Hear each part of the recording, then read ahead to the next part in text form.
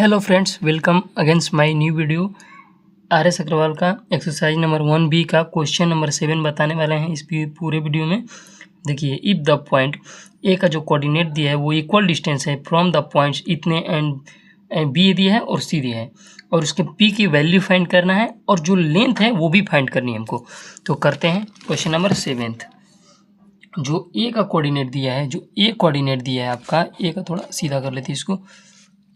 जो ए का कोऑर्डिनेट दिया है वो ए का कोऑर्डिनेट है ये, और ये इक्वल है किसके, बी और सी के इक्वल है। जिसका बी का कोऑर्डिनेट दिया है 3, और जो सी का कोऑर्डिनेट दिया है वो दिया है 3, P, 5। ये दोनों इक्वल डिस्टेंस है। हम क्या इसको, ये इसके इक्वल है, ये इसके इक्वल, यानी A B equal to B C के इक्वल है, लिख सकते हैं।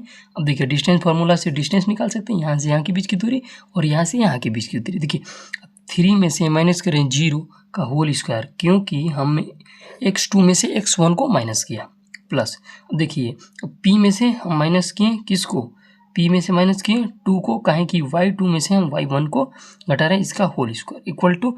अब देखिए, आपका a और c दिया है, तो c का p माइनस 0 का whole square equal to plus, अब देखिए y2 ये y1 ये में से इसको हम घटा देंगे और इसका होल स्क्वायर कर देंगे। इट्स ओके, इसमें कोई आपको प्रॉब्लम नहीं है तो कमेंट बॉक्स में बोल दीजिएगा, मैं उसको भी बता दूंगा आपको। It's okay. तो देखिए, 3 में से 0 घटाएंगे 3, यानी 3 का होल स्क्वायर निकालेंगे तो यहाँ पर 9 होगा। अंडर रूट कैंसिल मान लीजिए आप, यहाँ पर 3 में से 0 घटाएंगे 3, या 3 का होल स्क्वायर निकालेंगे तो 9 आएगा। अब बचा आपका p-2, इसको ऐसे ही रहने दें, आप लास्ट में सॉल्व करेंगे इसको। p-0 का होल स्क्वायर इसको रहने दें, प्लस 5 में से 2 गया 3, और 3 का होल स्क्वायर 9, ये 9 कैंसिल। अब बचा ये दोनों का होल स्क्वायर निकाल दीजिए आप।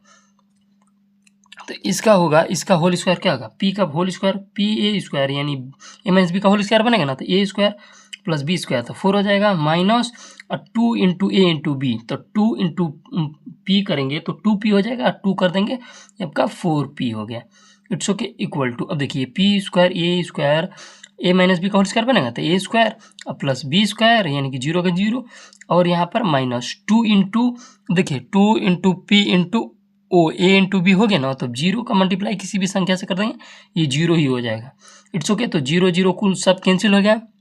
अब क्या बचा यहाँ पर, p² बचा। अब देखिए, p² से ये p² कैंसिल हो गया, यहाँ पर क्या बचा 4 माइनस 4p इक्वल टू, यहाँ पर कुछ नहीं बचा तो हम 0 लिख लेंगे। It's okay. अब देखिए माइनस 4p, p यहीं पर रहने देखिए। अब देखिए, ये प्लस में इधर जाएगा तो ये आपका माइनस में हो जाएगा, तो -4 यहाँ पर हो जाएगा ना आपका। अब देखिए, जब यहाँ पर गया तो -p इक्वल टू, यहाँ पर आप इसको ऐसे लिख लेंगे। अब यहाँ पर रहने दीजिए, 4p हो गया, इधर गया प्लस, और p इक्वल टू आपका उधर चला जाएगा तो -4, यानी कि ये आपका हट जाएगा, p इक्वल टू, ये आपका नहीं होगा, p equal to -1, p equal to 1 हो जाएगा, क्योंकि माइनस माइनस कैंसिल हो गया तो p इक्वल टू आपका 1 हो गया, माइनस नहीं होगा, p इक्वल टू आपका आंसर 1 होगा। इट्स ओके, क्योंकि देखिए यहाँ पर आप देखिए, इसको हम इधर ट्रांसफर किए तो 4 आ गया, -4 आ गया।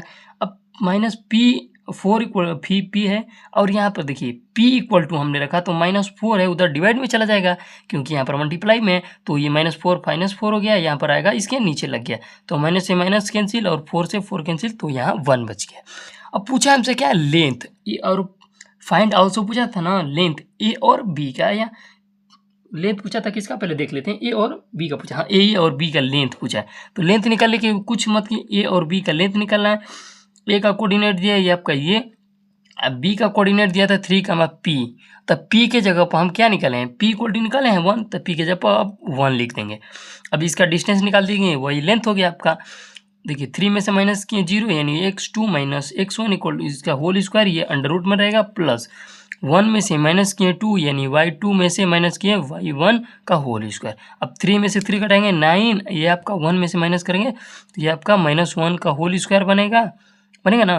देखिए 9 + 1, क्योंकि होल स्क्वायर करेंगे तो 1 ही होगा, ये प्लस हो जाएगा, और अब 9 1 10 यूनिट्स आपका ये आंसर हो गया। That solve your answer.